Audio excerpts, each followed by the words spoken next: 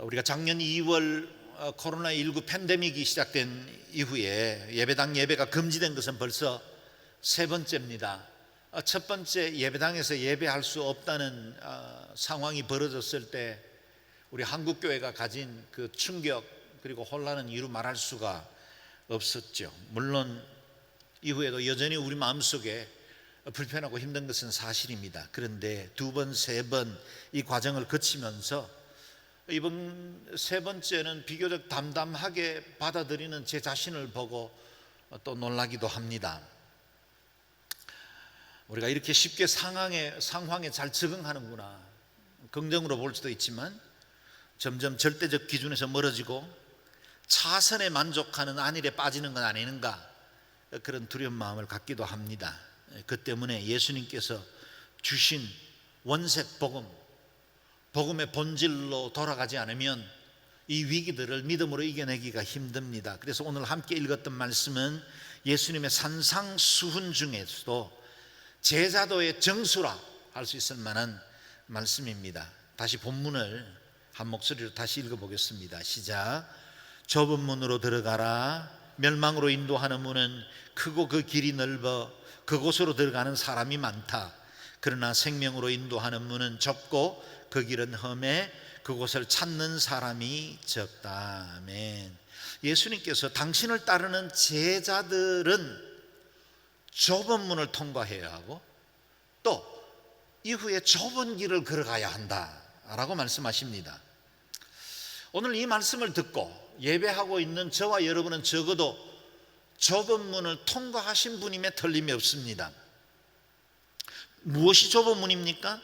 예수님께서는 나는 양의 문이다 라고 말씀하시므로 당신이 우리의 구원의 문이 되신다는 사실을 말씀하셨고, 그 문은 좁은 문이다 라고 말씀하시는 겁니다. 생명의 문이시죠. 그 문으로 들어오는 모든 사람들이 구원을 얻습니다. 그래서 이어지는 9절 말씀에 보면 나는 문이다. 누구든지 나를 통해 들어오는 사람은 구원을 얻고 들어오고 나가면서 꼴을 얻을 것이다. 구원을 얻을 뿐만 아니라 생명의 양식으로 부욕해 되는 은혜가 예수 그리스도라는 양의 문을 통과할 때에 이루어지게 된다라는 겁니다. 예수께서 모든 사람을 위해서 열어주신 이 새롭고 산 길, 양의 문인데 왜 이 문이 좁다고 말씀하십니까?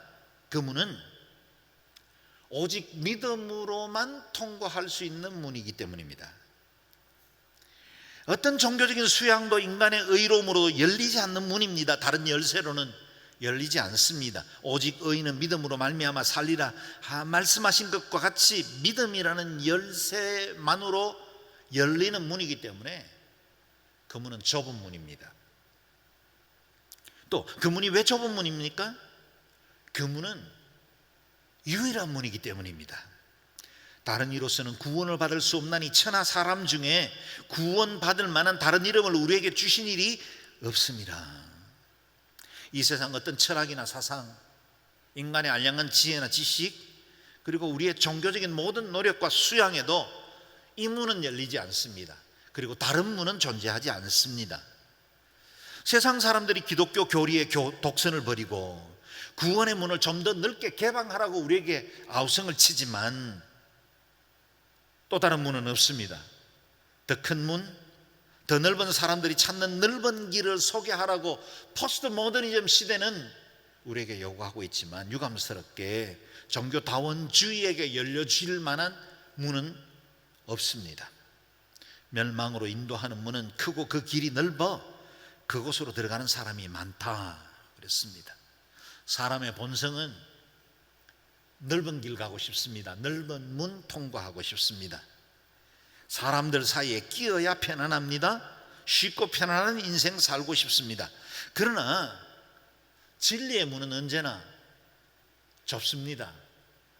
구원의 문도 좁습니다. 생명의 길도 좁습니다. 나로 말미암지 않고는 아버지께로 올 자가 없다고 선언하신 예수 그리스도는 유일한 진리가 되시고 유일한 생명이 되십니다. 그런 의미에서 구원의 문은 좁습니다. 우리 주님과 함께 들어가야 할 문, 좁은 문이죠. 저와 여러분, 우리는 이 좁은 문으로 들어오라는 초청을 받은 복된 사람들입니다. 이 문이 좁은 것은 사실이지만 이 문을 통과하는 사람들에게는 영생의 길이 이어집니다. 세상 그 무엇과도 바꿀 수 없는 영광스럽고 복된 길이 우리 앞에 놓여 있죠. 뒤돌아서지도 말고 주저하지도 말고 이 문을 통과했거든 이 길 믿음으로 걸어갈 수 있기를 바랍니다. 이렇게 좁은 문을 들어선 우리가 걸어가야 할 길이 좁은 길입니다. 14절 말씀 다시 보십시오. 그러나 생명으로 인도하는 문은 좁고 그 길은 험해 그곳을 찾는 사람이 적다. 좁은 문을 통과하고 나면 험한 길이 기다리고 있다 그랬습니다. 여러분, 좁은 문을 통과한 것도 쉽지 않았죠. 특별한 구원의 부르심이 있어야만 통과할 수 있는 길이고 우리 안에 믿음이 있어야만 가능한 문이었습니다. 그런데 그 길을 통과한 이후에 주어지는 길도 험한 길입니다. 상상해 보십시오. 이스라엘 백성들이 홍해를 건널 때 그들의 영광, 감격은 얼마나 대단했을까요? 그 바다를 갈라내시고 그 가운데를 마른 땅처럼 건널 때 그 감격은 어마어마했을 겁니다. 출애굽의 영광, 그 가운데 함께 하시는 그 하나님의 그 거룩하신 능력을 경험한 그들에게는 찬양이 가득했을 겁니다. 그러나 그들이 광야로 들어서자마자 40년이라는 긴 좁은 길을 따라서 걸어야만 하는 미래가 열려 있었다라는 겁니다. 하나님이 교장으로 계신 광야 학교는 때로 긴 고통과 인내의 시간을 요구합니다. 성공적으로 학점 이수하기가 쉽지 않는 코스입니다. 믿음의 사람들, 주의 제자들이 걸어가야 하는 길은 늘 좁은 길입니다. 이전에 믿음의 선배들도 이 좁은 길을 걸어갔죠. 아브라함은 비옥한 초성달 지역 메소포타미아에 문명이 있었던 고대 바벨론의 찬란한 삶을 뒤로하고 갈 바를 알지 못한 채로 길을 떠나야 했습니다. 그 길은 좁은 길이었습니다. 조카 롯에게 네가 동하면 내가 서할 것이다, 더 좋은 선택을 맡기는 그 헌신도 결코 쉽지 않는 좁은 길이었을 겁니다. 아무것도 보이지 않는 현실 속에서 아들을 주실 것이라는 약속, 언약 하나를 붙들고 살아야 했던 25년의 시간, 좁은 길이었습니다. 이렇게 힘겹게 얻었던 그 아들, 이제는 번제로 바치라는 명령을 듣고 걸어가야 했던 모리아산의 사흘길, 결코 쉽지 않는 좁은 길이었을 겁니다. 노아는 어떻습니까?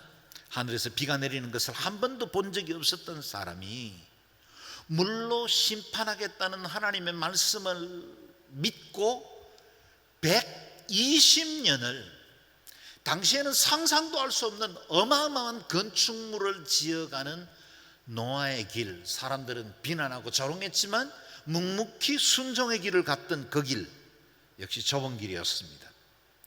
850대 1의 대결 앞에 담대히 나아가야 했던 갈멜산의 엘리야, 그의 길도 좁았습니다. 요셉과 다니엘, 예레미야, 믿음의 선진들은 좁은 길을 걸어갔습니다. 특별히 우리 예수님 하늘 영광 버리시고 자신을 낮추어 사람의 모양으로 내려오신 그 길은 참으로 좁은 길이었습니다.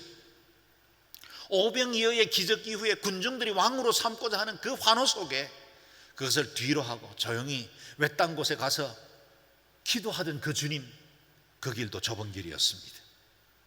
땀이 핏방울이 되기까지 처절하게 싸움하셨던 겟세마네 동산의 기도 역시 좁은 길이었죠. 하늘의 모든 권세를 가지신 분이 무기력하게 십자가에서 나의 하나님 어찌하여 나를 버리십니까? 처절하게 부르짖으면서 죽어가던 그 외로운 길, 그 길도 좁은 길이었습니다. 이와 같이 주님의 제자들 베드로, 요한, 바울, 스데반 좁은 길을 걸어갔습니다. 곧 저와 여러분 제자된 우리에게도 좁은 길이 제시됩니다. 넓은 길, 쉬운 길을 포기하고 좁은 문, 좁은 길로 초대된 것입니다. 그래서 주님의 행복론은 이 시대 정신과는 늘 반대 방향을 향하고 있습니다.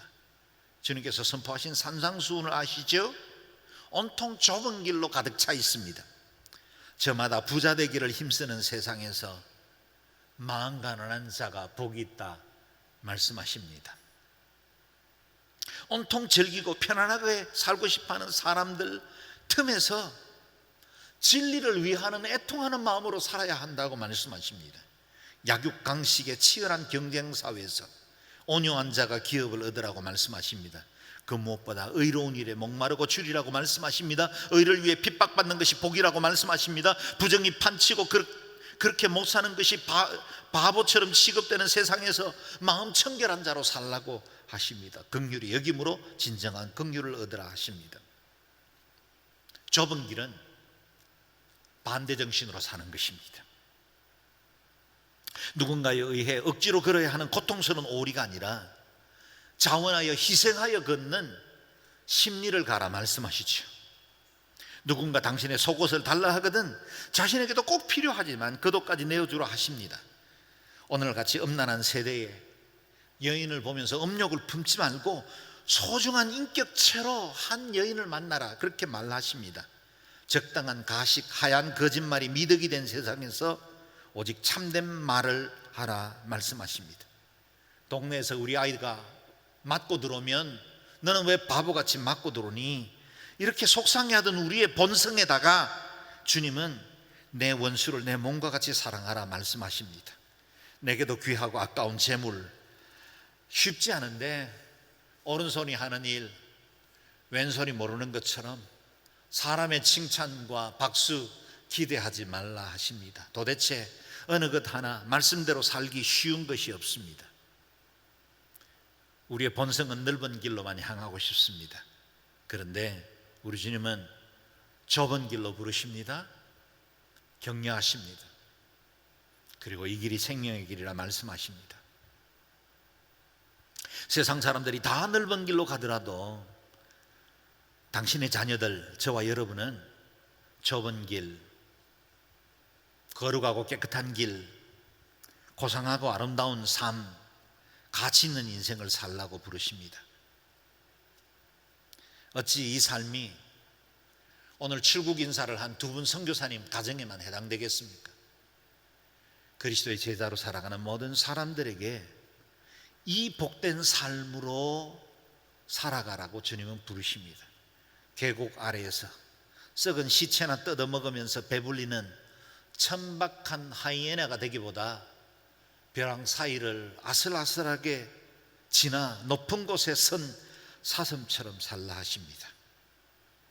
이 세상이 던져주는 행운의 조각, 편하게 사는 길, 쉽게 돈 버는 방법, 의미 없는 것에 마음과 인생을 허비하지 말고 하늘의 기쁨, 영원한 즐거움을 추구하고 살라고 하십니다. 말초신경을 자극하는 육체 기쁨보다 중추신경 깊은 곳으로부터 우러나는 감격적인 인생, 가치 있고 진정한 기쁨을 누리는 삶을 살라고 하십니다. 말씀 전하는 제게나 듣는 여러분에게나 결코 쉬운 길이 아니라는 걸 잘 압니다. 좁은 길, 그건 험한 길입니다. 그러나 우리는 그런 가치를 가진 사람들입니다. 그만큼 보배로운 존재란 뜻입니다. 우리에게 주어진 목적과 사명이 이같이 귀하고 아름다운 것, 하늘이 믿고 맡겨준 사명이라는 사실을 말해줍니다. 이것이 바로 제자들의 라이프 스타일입니다. 이 세대를 본받지 말고 이 세대의 그 어떤 패턴보다, 유행보다 우리의 진정한 라이프 스타일은 좁은 길을 걸어가는 것이라 하십니다. 전에 LA에서 목회할 때 오랫동안 교제해온 온누리교회 권사님이 자신의 딸과 함께 LA에 있는 저희 교회를 방문해서 예배한 적이 있습니다. 이전부터 잘 알고 있던 분이기 때문에 예배 이후에 식사하며 교제한 적이 있습니다. 지금은 돌아가셨지만 남편은 꽤 견실한 중소기업을 운영하셨기 때문에 이 가정도 경제적으로는 꽤 유복한 집안입니다. 그 권사님 딸이 미국 유학 중에 만난 형제와 결혼을 하게 되었다는 겁니다. 그 형제는 이름만 대면 알만한 대기업 회장의 아들입니다. 결혼 잘했죠. 그런데 이 사위가 될 형제의 집안은 그저 믿지 않는 가정 정도가 아니라 전국에 사찰 몇 개나 지어 바칠 만한 아주 독실한 불교 가정이었습니다. 남편은 불교 가정에서 성장했지만, 그래서 부모님의 반대 때문에 대어놓고 신앙생활을 할 수는 없었지만, 그래도 자매를 만났을 때 내가 믿음 생활을 하겠나라고 약속도 했고, 그래서 그걸 지키려고 틈나면 예배에 참석하기도 하고 아내의 믿음을 많이 도와준다 합니다.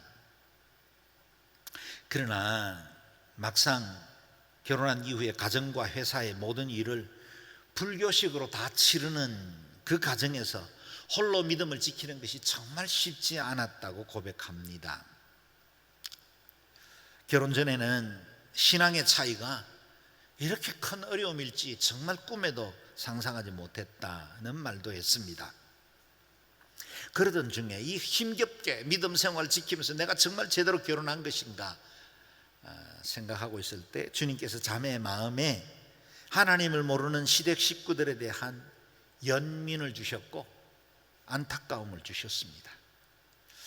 많은 재산이 있음에도 불구하고 자신의 친척들보다는 훨씬 더 많은 재산을 가지고 있는 대기업인데 늘 재정을 지키려고, 그 재산과 명예를 지키려고 아등바등하며 사는 시댁 식구들이 너무 불쌍해 보이더라는 거예요.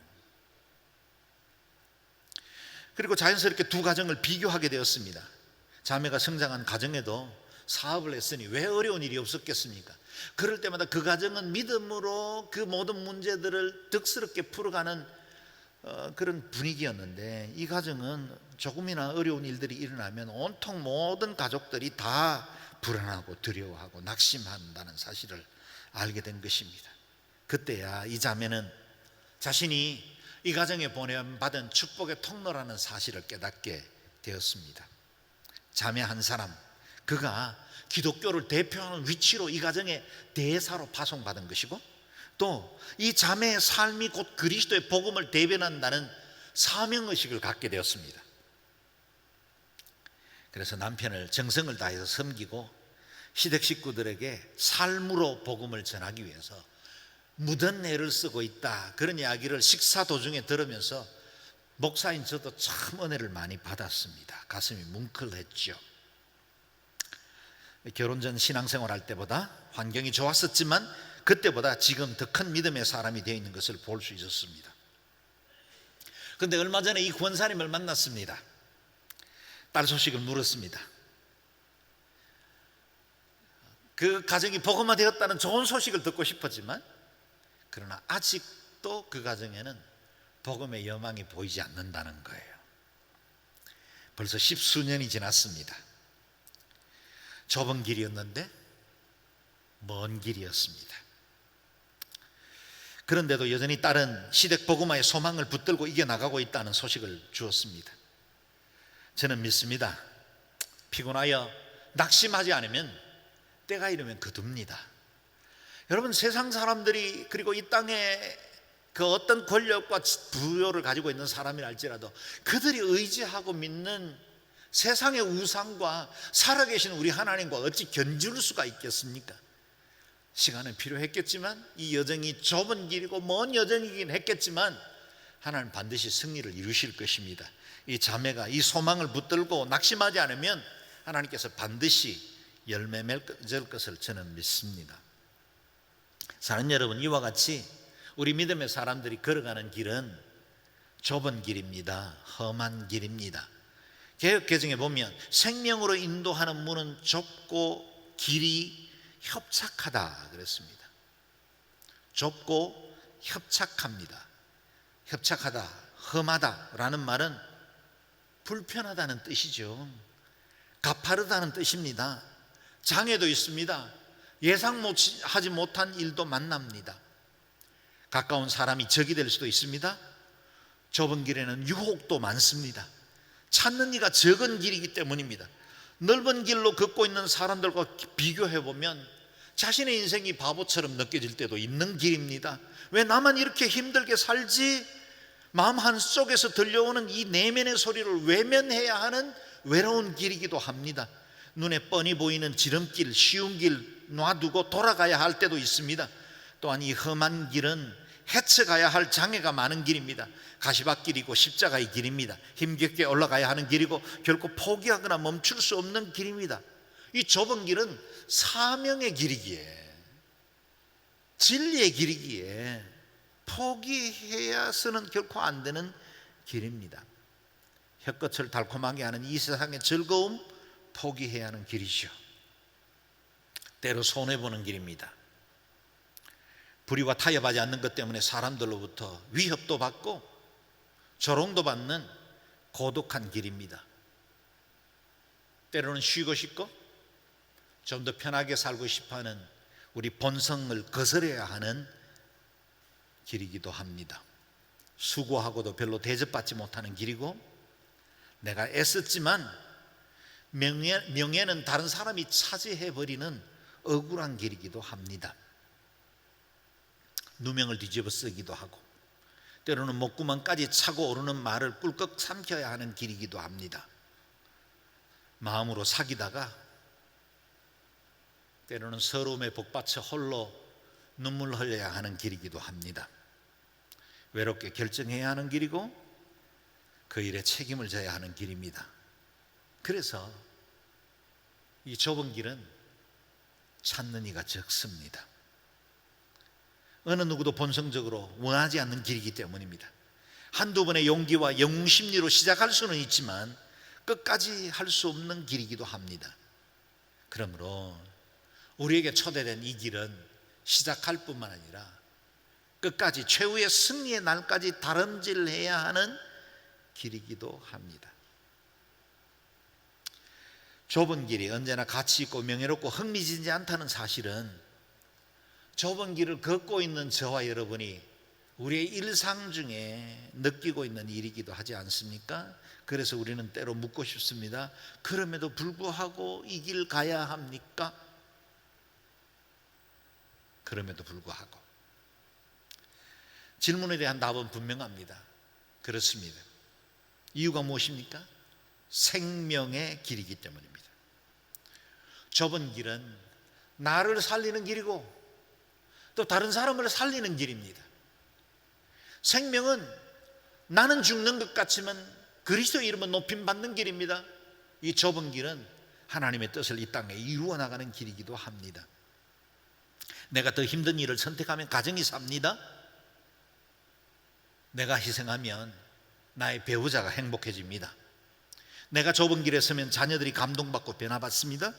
교회에서 누군가 좁은 길을 걷고 있으면 화평을 이루고 은혜를 이룹니다. 내가 좁은 길에 서면 우리 교회가 건강해집니다. 하늘의 뜻이 이루어진 것처럼 이 땅에서도 그 뜻이 좁은 길을 통해서 이루어집니다. 내가 속해 있는 회사가 나의 좁은 길로 인해서 건강한 공동체가 됩니다. 그리고 한국교회가 묵묵히 좁은 길을 걸으면 세상이 변화받게 될 것입니다. 세상이 우리의 이 삶의 다른 태도, 우리가 걸어가는 이 좁은 문에 대해서 의구심을 갖고 호기심을 갖고 질문을 던지게 될 겁니다. 당신을 이렇게 살게 하는 진정한 힘은 어디서 나옵니까?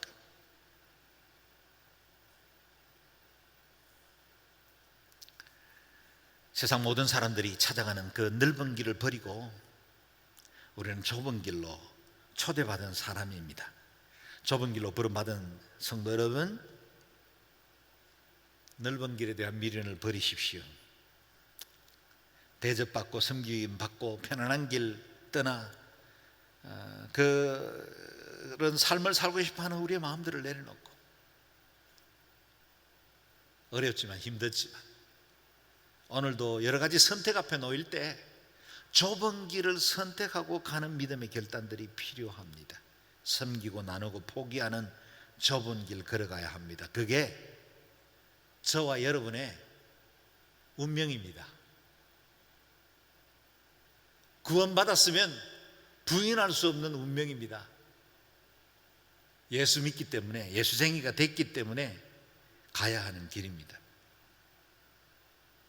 그러나 우리가 기억해야 할 것은 이 좁은 길이 힘들고 어려운 길이지만 이 길은 행복의 길입니다.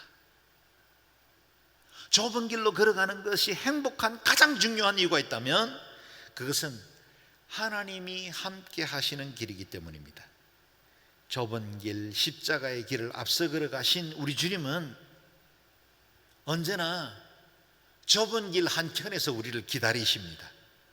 하나님께서 함께 하시면 광야도 천국이 됩니다. 하나님이 안 계시면 에덴도 지옥이 됩니다. 좁은 길은 하나님께서 함께 하시는 길입니다. 그래서 소망이 있고, 그래서 그만둘 수 없는 행복의 길입니다. 이스라엘이 걸었던 광야를 기억해 보십시오. 광야는 이스라엘에게 진정한 복이 무엇인지를 가르쳐 주신 시간들이 되었습니다. 광야 학교였죠. 광야에는 애굽의 고기 가마와 외와 휴추와 수박은 없었습니다. 그러나 하늘로부터 주어진 만나가 있었습니다. 그 누구도 상상하지 못한 반석에서 터져나오는 생수를 마실 수 있는 특권이 있었습니다. 광야가 아니면 결코 경험할 수 없는 매일매일의 기적적 사건이 그들에게 있었고, 하나님의 임재가 충만하게 임했던 성막이 언제나 그들과 함께하고 있었습니다. 광야의 시간은 외롭습니다. 광야의 길은 좁은 길입니다. 그런데 하나님의 불기둥과 구름 기둥이 늘 함께하던 임재의 시간이었다라는 겁니다. 거기 고달프고 힘겨운 나날이 계속되었지만 거기 자유가 있었습니다. 무엇보다 광야는 이스라엘 백성들을 예배자로 세워주었습니다. 그들은 광야라는 좁은 길을 걷는 동안 참되신 하나님과 동행하는 방법을 배우게 되었고, 무엇보다 영원한 약속의 땅을 소망할 수 있게 되었다는 겁니다. 가야 할 길이 있고 목적지가 분명하다면 행복합니다. 이것이 행복입니다. 비록 오합지졸 같은 백성들이었지만 그들에게는 소망이 있었습니다. 언약이 있었습니다. 하나님의 임재가 있었습니다. 그것이 광야의 축복이고 그것이 좁은 길의 행복입니다. 그리고 그들 광야는 궁극적으로는 영원한 천국을 소망하게 하는 모든 그리스도인들의 모델이 되어 주었습니다. 우리는 가나안인 하늘나라를 소망하고 살 수 있게 된 것입니다. 이스라엘 민족을 통해 이 땅의 구주가 되실 메시아가 약속되기도 했습니다. 이스라엘은 온 세상의 구주가 되실 메시아를 그 허리에 둔 복된 민족이 되었습니다. 사는 여러분, 우리가 힘들고 어려운 삶을 살아가지만 이것이 좁은 길임에 틀림이 없지만 이 좁은 길은 내가 복받는 길이고 또 다른 사람들을 복되게 하는 길이다는 겁니다. 그래서 이 좁은 길을 감히 행복이라 부를만 하지 않겠습니까? 뿐만 아니라 이 좁은 길은 십자가의 길, 사명의 길입니다. 자기 부인의 길입니다. 우리 주님은 아무든지 나를 따라오리거든 자기를 부인하고 자기 십자가를 지고 나를 좇을 것이라 라고 말씀하십니다. 길이 좁다고 하셨습니다. 얼마나 좁을까요? 이 길은 단 두 사람만 걸을 수 있을 정도의 폭입니다. 오직 예수님과 나 단 둘만 걸을 수 있습니다. 우리가 의지하던 명예나 재물, 세상의 즐거움이란 친구들과 어깨를 나란히 하고 걸을 만큼 넓은 길이 아닙니다. 우리 주님 외에 그 어떤 것과도 함께 할 수 없는 좁은 길. 그러므로 그 좁은 길은 자기 부인의 길입니다. 세상의 어떤 전쟁과도 다른 더 힘들고 어려운 전투가 있다면 그것은 자기 자신과의 싸움일 겁니다. 아무든지 나를 따라오리거든 자기를 부인하고 자기 십자가를 지고 나를 쫓을 것이라. 십자가를 지는 길, 그 길이 좁은 길이고 자기를 내려놓는 길, 그게 좁은 길입니다. 결코 쉽지는 않지만 예수님과 나 단둘이 걷는 훈련들을 계속해 가다 보면 어느새 세상에 속한 허영심들이 조금씩 사라지고 겸손과 온유의 사람으로 우리 속에 그리스도의 형상을 이루고 예수 그리스도의 장성한 분량이 충만한 데까지 자라는 축복이 주어지게 될 것입니다. 다시 반복할까요? 좁은 길은 행복으로 이끄는 길입니다. 그 길은 예수님과 동행하는 길이요, 그 길 끝에 모든 수고를 거치고 영광스러운 천성에 이르게 하는 길입니다. 그리스도를 나의 주로 모신 모든 성도들은 좁은 길, 제자의 길로 부름받았습니다. 물론 모든 성도들이 다 선교사로 가겠습니까? 다 목사로 헌신하고 사역자처럼 살아야 되겠습니까? 그렇진 않습니다. 그러나 모든 주의 제자들은 좁은 길을 걷는 사람들입니다. 매일 매 순간 넓은 길, 쉽게 살고 싶어하는 유혹과 투쟁해야 합니다. 이 세대가 말하는 메인스트림에 속하지 않는 훈련을 해야 합니다.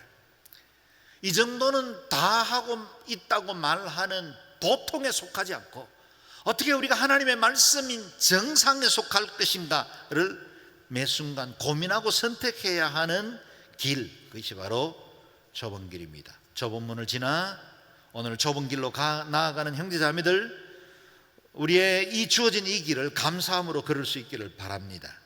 우리는 참 진리, 진정한 행복을 따르고 있습니다.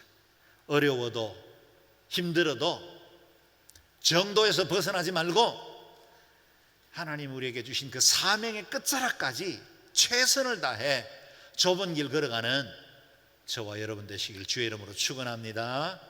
아멘. 이 좁은 길의 관계에 대해서 고백적인 찬양이 하나 있죠. 행복이라는 찬양 알 겁니다. 요즘 많이 불려지는 찬양인데요, 같이 고백해 보겠습니다.